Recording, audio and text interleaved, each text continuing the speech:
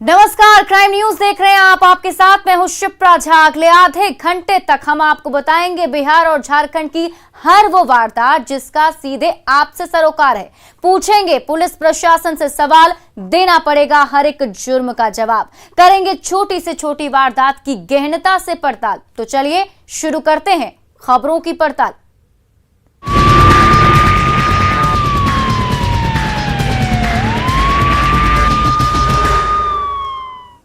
और शुरुआत नालंदा की खबर से, जहां पीड़िता इंसाफ की गुहार लेकर महिला थाने का चक्कर लगा रही है और न्याय की भीख मांग रही है, लेकिन महिला थानाध्यक्ष है कि सुनने को तैयार नहीं है। उसका पूरा परिवार सरकार से गुहार लगा रहा है ताकि बेटी को इंसाफ मिल सके। देखिए रिपोर्ट। रजिया की पुकार सुन लो सरकार, महिला थाना नहीं दिला रही इंसाफ। परिवार को अब सरकार से आस, निकाह के बाद शौहर कर रहा परेशान। हम सरकार से कहना चाहते हैं कि हमको मिले, इंसाफ मिले। मेरे साथ अन्याय हो रहा है, न्याय मिले, हमको इंसाफ मिले। मेरे पर जुल्म हो रहा है। महिला थाना सरकार किस लिए बनाया है कि महिला लोग को हेल्प मिले, मदद मिले, इसलिए नहीं बनाया है कि महिला लोग के दिल पे जुल्म हो।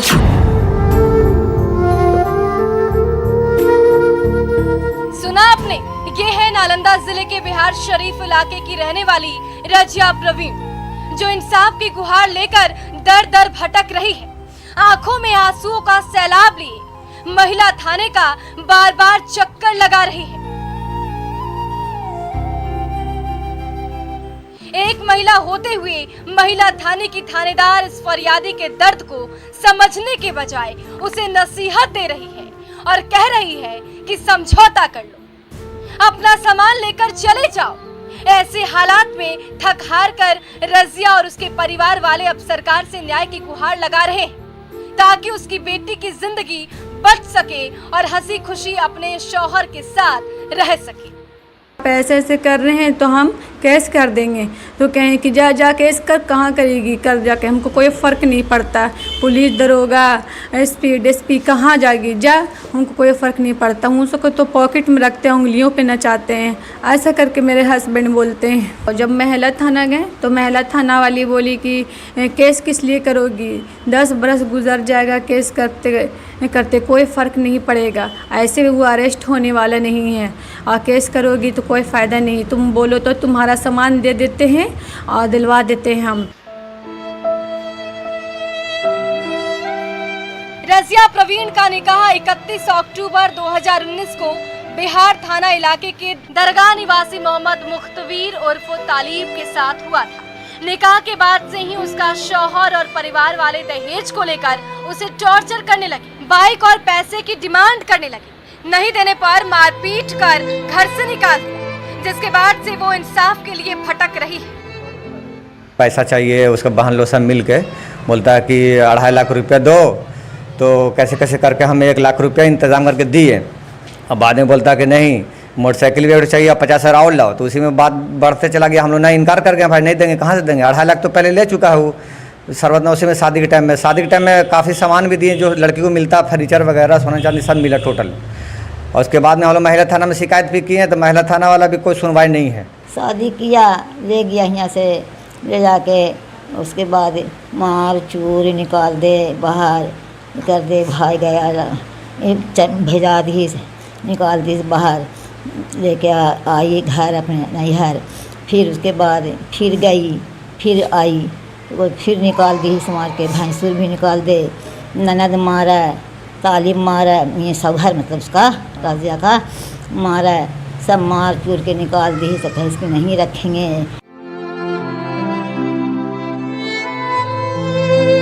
परिवार वाले लगातार महिला थाने का चक्कर लगा रहे हैं, लेकिन पत्थर दिल महिला थानेदार इनकी एक सुनने को तैयार नहीं। रजिया प्रवीण ने महिला थाने में एक लिखित शिकायत लेकर अपने पति और ससुराल वालों पर गंभीर आरोप लगाई है। साथ ही महिला थाने की कार्यशैली पर भी गंभीर सवाल खड़े किए। हम बोला कि मेरा ज़िंदगी बर्बाद हो रहा है, आपको सामान का पड़ा है? तो बोलती हाँ कहो तो हम सामान दिला देते, मैं केस नहीं करो, ऐसे भी अरेस्ट नहीं होगा, वो तुम्हारा चप्पल टूट जाएगा, घिस जाएगा, परेशान हो जाएगी, कोई फ़र्क नहीं पड़ने वाला उसको, इसलिए वो पत्रकार है। वो भी बोलते हैं कि हाँ हम पत्रकार हैं, महिला थाना वाली से मेरा सेटिंग चलता है, महिला थाना वाली कुछ नहीं करेगी मेरा, ये बोलते हैं मेरे हस्बैंड। अब बात वही आ रहा है, हम तो देख ही रहे हैं, गए तो मेरा तो कोई सुनवाई ही नहीं हो रहा, जितना जगह भी शिकायत कर रहे हैं तो कुछ फ़र्क ही नहीं पड़ रहा। सच में उसी का साइड लेती, मेरे हस्बैंड का साइड लेती हैं, जो हेड मैडम है प्रभारी महिला थाना की। जिस महिलाओं को इंसाफ दिलाने के लिए महिला थाना बना है, अगर वहीं की थानेदार अपनी फर्ज और वर्दी से गद्दारी करने लगे और गुनाहगारों को बचाने लगे तो फरियादियों को इंसाफ कैसे मिलेगा? ये परिवार अंदर से पूरी तरह से टूट चुका है। महिला थाने से विश्वास उठ चुका है। आंखों में आंसू लिए इंसाफ की गुहार लगा रही है ताकि बेटी का बिखरा परिवार फिर से बच सके, लेकिन महिला थाने को ये मंजूर नहीं। अब सवाल ये है कि क्या विभाग महिला थाने की भूमिका का जांच करेगा, फरियादी के आरोपों पर विचार करेगा, इस दुखियारी को इंसाफ दिलाएगा? नालंदा से न्यूज़ 18 के लिए अभिषेक की रिपोर्ट। बिल्कुल, और सवाल ये भी कि महिला थाने ने मामले पर संज्ञान क्यों नहीं लिया? महिला थाने ने क्यों नहीं सुनी रजिया की फरियाद? क्या महिला थानाध्यक्ष गुनहगार को बचाना चाहती है? क्या महिला थानाध्यक्ष आरोपी से मिली हुई है? थानाध्यक्ष ने मामले में अब तक क्या कार्रवाई की? क्या पीड़ित के आरोपों का विभाग जांच करेगा? क्या महिला थानाध्यक्ष की भूमिका की भी जांच होगी? क्या रजिया प्रवीण को इंसाफ मिलेगा?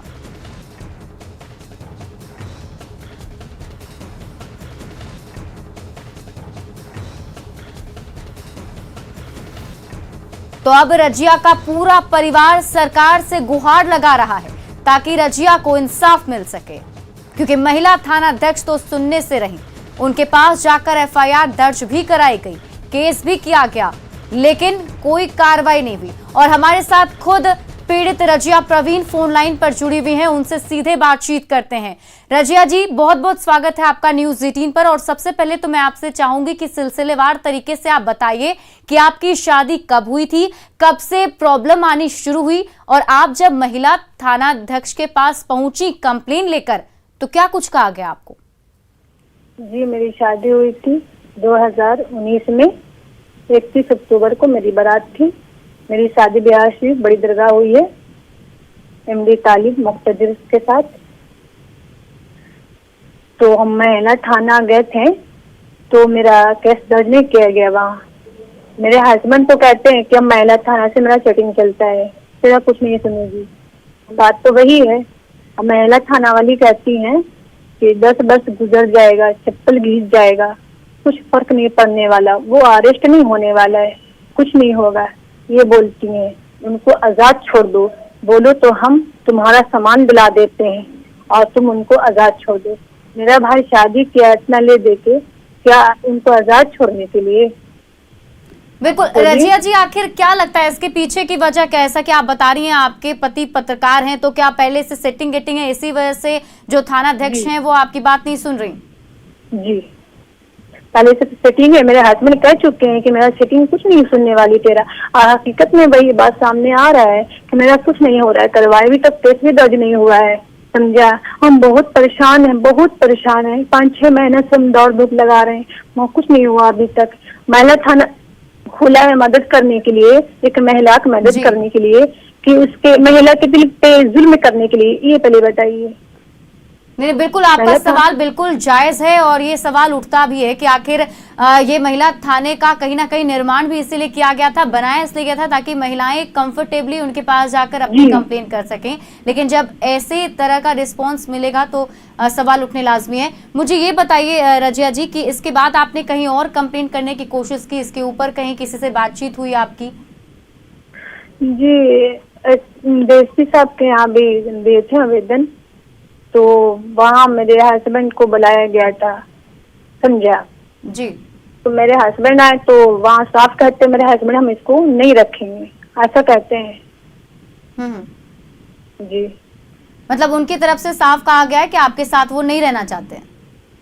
हाँ, मेरे हस्बैंड का ये कहना है। मेरे हस्बैंड का खुद की भाभी से अफेयर चलता है और न जाने बाहरी कितनी लड़कियां से भी अफेयर चलता है उनका, जिसमें बाहरी की लड़की के साथ का एक पिक भी मेरे मतलब तस्वीर है मेरे पास। जी, समझ गई जी, जी। हाँ, सबूती के तौर पे एक तस्वीर मेरे पास है। और भाभी के साथ उनका अफेयर चलता है, उसका वीडियो एक छोटा सा हम बना लिए थे जब अपने ससुराल में हम रहते थे, तब की बात बता रहे हैं। छोटा सा वीडियो बना लिए थे। एक दिन दोनों मिलकर रूम में सोई हुई थी, अचानक से नजर पड़ गया तो हम वीडियो बना लिए। और फिर उसके बाद एक दिन हमको ससुराल में खाना में जहर भी दे दिया गया था, उसमें 3-4 मक्खियां मर गए थे। इसकी वजह से हमको ऐसे भी डॉट था पहले से, तो उसमें कुछ मतलब बास आने लगा, इसकी वजह से हम नहीं खाए। हमको समझ में आ गया तो उसका भी हम वीडियो बना लिए। इसकी वजह से मेरे हस्बैंड देख लिए, बस कहा के मेरे मोबाइल को लेके छोड़ दिए। अच्छा, तो ये सारी बातें आपने महिला थानाध्यक्ष को बताई थी? जी, मेरे हस्बैंड हमको बहुत परेशान किए, बहुत ज्यादा, इतना परेशान कि मत पूछिए। जब से शादी हुई हम खुश नहीं है, समझा। मार पीट, गाली गलौज ननद लोगों से ही मेरे हस्बैंड वैसे ही बहुत बहुत परेशान किए। समझ लीजिए कि मेरे साथ शादी क्या धोखाधड़ी हुआ है, समझा। बहुत बड़ा धोखाधड़ी हुआ मेरे साथ। बिल्कुल, आपके दर्द को हम भी समझ सकते हैं और दर्द और ज्यादा तब बढ़ जाता है जब इस तरीके से इंसाफ के लिए भी दर दर भटकना पड़े आपको। उम्मीद करते हैं कि जी, जो गलत है वो आजाद होके घूम रहा है और जो सच है सही है उसका कोई इंसाफ नहीं हो रहा है और उसको परेशान किया जा रहा है। मतलब हम सच तो हमको परेशान किया जाए, जो गलत उसको आजाद छोड़ दी गया है, घूम रहा है आजाद से और कहता है मेरा कौन क्या कर सकता है, तेरा कोई इंसाफ नहीं करेगा, ऐसा बोलता है मेरा हस्बैंड। बिल्कुल, आप क्या चाहते हैं? हमारे चैनल के माध्यम से आप क्या बोलना चाहेंगे, क्या कहना चाहेंगे, क्या अपील करना चाहेंगे? हम ये कहना चाहते हैं कि हम अपने हस्बैंड के साथ रहना चाहते हैं, मेरी जिंदगी बसा दिए जाए और हमको इंसाफ मिले। और क्या, मेरे भाई शादी के मेरे पूरे फर्नीचर के सामान, सोना, 7 भर, 1 केजी चांदी, 2.5 लाख रुपया सब कुछ दे के शादी की मेरे भाई। उसके बावजूद वहाँ 5-6 महीने रहे, मारपीट, गाली गलौज। रजिया जी, आप हमारे साथ बने रहिए। देखिए, हमारे साथ महिला थाना अध्यक्ष अनीता गुप्ता भी जुड़ी हुई है नालंदा की, उनसे ही सीधे बातचीत कर लेते हैं। अनीता जी, देखिए, आपका तो पहले स्वागत है न्यूज़ 18 पर, और मैं आपसे बस इतना ही जानना चाहूंगी कि ये जो महिला थाना अध्यक्ष का प्रभार आपको मिला है, उस हिसाब से भी इंसाफ करना तो आपका फर्ज बनता है। और दूसरी बात कि आप खुद महिला हैं और आप एक महिला की पुकार नहीं सुन रही, उनकी बात नहीं सुन रही, ऐसा आरोप लगाया जा रहा है, आप पर क्या कहेंगी? देखिए, महिला थाना में आने वाले पति पत्नी के शिकायत को काउंसलिंग के माध्यम से निपटाने की कोशिश की जाती है। अगर काउंसलिंग असफल होती है तभी केस दर्ज किया जाता है, और काउंसलिंग इनकी असफल रही तो कल केस दर्ज हो चुका है। लेकिन महिला का आरोप है, वो तो कह रही है, रजिया जी हमारे साथ लाइन पे ही जुड़ी हुई हैं और अभी वो बता रही थी हमें कि वो आपके पास जब गई तो आपकी तरफ से कुछ भी रिस्पॉन्स नहीं लिया गया। रजिया जी, आप कुछ कहना चाहेंगे? अनीता जी हमारे साथ लाइन पे जुड़ी हुई हैं। अनीता जी वो क्या कहेंगे, वो तो उनका साथ देती, मेरा थोड़ी ना साथ देती है। उनको कहते भी क्या फायदा, 5-6 महीने तक कही रहे ना। सुन लिया अनीता जी, सुना आपने? देखिए, वो कह रही हैं कि वो तो हमारा पक्ष लेती ही नहीं है, वो तो मेरे पति का ही पक्ष लेती हैं, कि हमें ही समझाती हैं कि था यहाँ पर केस करने से कुछ भी नहीं होगा, कोई फायदा नहीं है। वो महिला थाना के काम करने की यही प्रक्रिया है। पहले काउंसलिंग के माध्यम से दोनों को समझाने की ही कोशिश की जाती है और काउंसलिंग असफल रहने पे ही कांड दर्ज किया जाता है। वही किया गया, काउंसलिंग असफल रही इनकी और केस दर्ज किया गया। इसके बाद कुछ नहीं करना मुझे।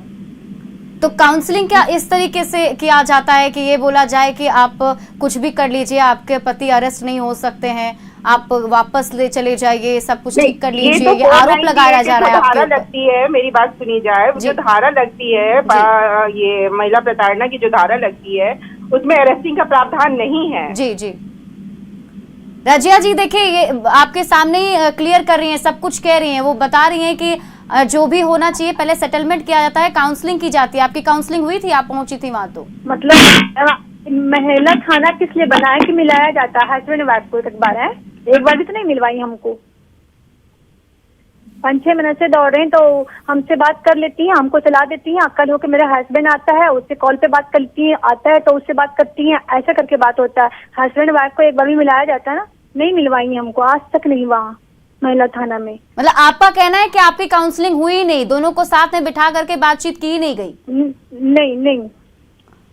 अनिता जी क्या कहेंगे? देखिए एक और आरोप आप ही के ऊपर लग रहा है, सुन रही अब हैं? आरोप लगाने वाले के तो मर्जी है, वो जो भी आरोप लगा सकती हैं। काउंसलिंग के लिए उपस्थित होने हेतु किसी को बाध्य नहीं किया जा सकता है जी।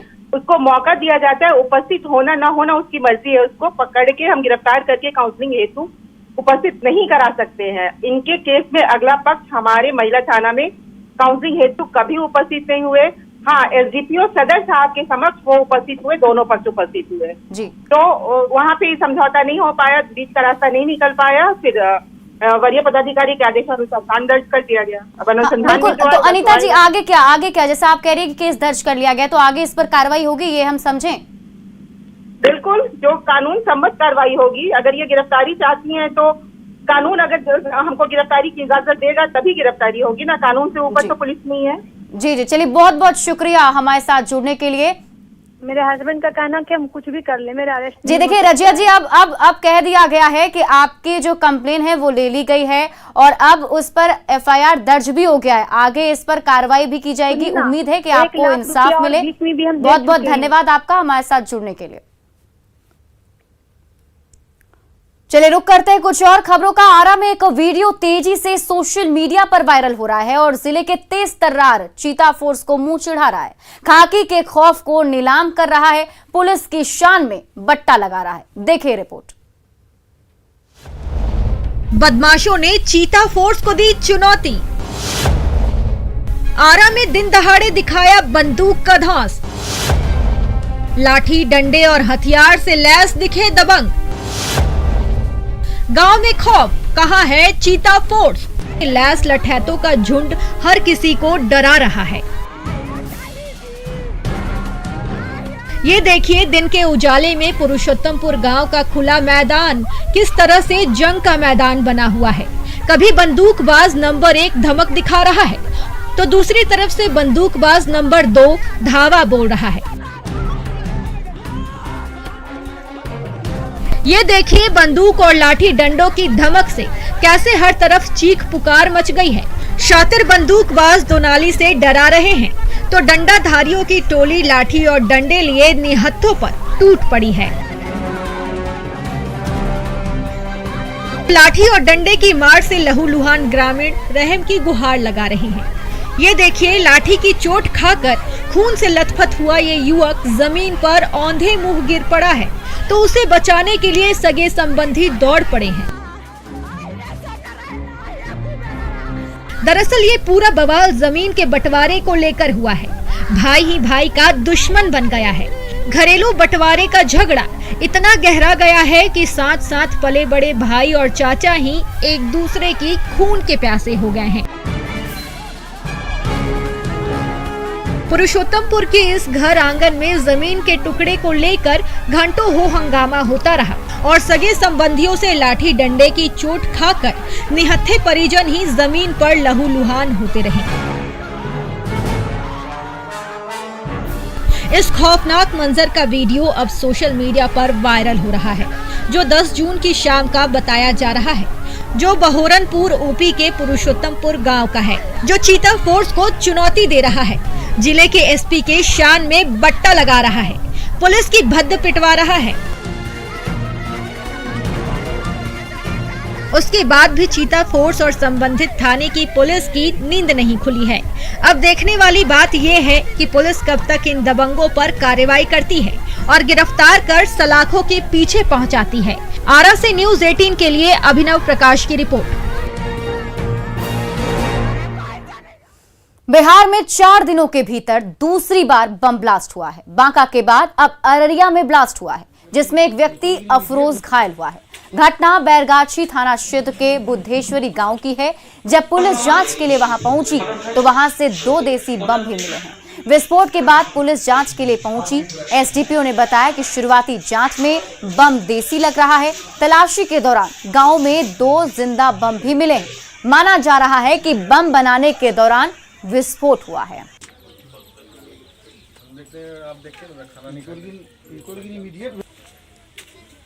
लेकिन प्रथम दृष्टिया संदिग्ध मामला लग रहा है। और ये रात को इस तरफ जबकि घर उसका दूसरे तरफ यहाँ आया और उसके बाद ये एक छड़ से लगता है टकरा के ये खुद ही अपना बम लगता है बनाया था। ऐसे पता चला है कि राजा नाम का एक व्यक्ति है जिससे इसकी दुश्मनी थी और इसका आरोप है कि राजा बम मारा है, लेकिन राजा नहीं बम मारा, ये खुद बम बनाया था और ये बम मारने के लिए राजा को जा रहा था। इस सभी बिंदुओं पर जांच किया जा रहा है कि आखिर वास्तविक सच्चाई क्या है। 2 बम बरामद है, जिंदा बम है, यहीं पर रखा हुआ था। ये घर के पीछे तरफ पड़ता है, सुनसान जगह, वहाँ पर रखा था और लगता है कि रात को ये लेने आए थे। इसी में छड़ था, छड़ से इनका कुर्ता फंसा है, गिर गया है, जिससे हाथ में बम था वो बम ब्लास्ट किया। अगली खबर भागलपुर से है, जहां शराबबंदी कानून को ठेंगा दिखाते हुए एक महिला घंटों सड़क पर पड़ी रही, जिसे देखने के बाद स्थानीय लोगों ने इशाकचक थाना की पुलिस को खबर दी, जिसके बाद पुलिस मौके पर पहुंचकर नशे में धुत महिला को गाड़ी में बिठाकर थाने ले गई। नशे में धुत महिला की पहचान सपना देवी के रूप में हुई है, जो नगर निगम की महिला सफाई कर्मी है। जब महिला से इस बाबत पूछा गया तो उसके बाद महिला ने जो जवाब दिया वो हैरान करने वाला था। आपको बता दें कि इससे पहले भी जिले के डीटीओ ऑफिस में शराब पार्टी करते हुए 7 लोग गिरफ्तार हुए थे, जिन्हें न्यायिक हिरासत के बाद जेल भेज दिया गया था। शराब ना पिएगा तो हम गंदगी ना करेंगे। हाँ, शराब पिए थे? शराब पिए? हाँ। कितना? ना 10 का से। 10 का कहाँ खरीदे थे? रोड टाइम बेचे थे भैया। क्या नाम हुआ? सपना देवी। घर कहाँ? घर कहाँ? कहूँ न घर है, हाँ न बताएंगे, वो बताएंगे ना। झाड़ू देते हैं, नगर निगम काम करता है, गधा की करता है, कुत्ता मरता वो मरता है, तब तोरा नहीं बताए। हमरो सरकारी नौकरी थी। शराब कहाँ पिए? ना हम नहीं जानते हैं इतना।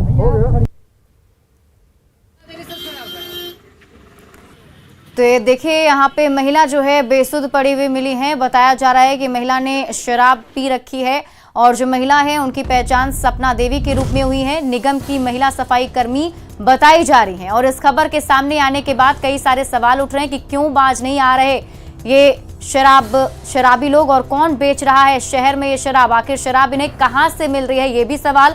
महिला ने आखिर शराब कहाँ पी, ये भी एक बड़ा सवाल है। कहाँ से उसे शराब मिला है।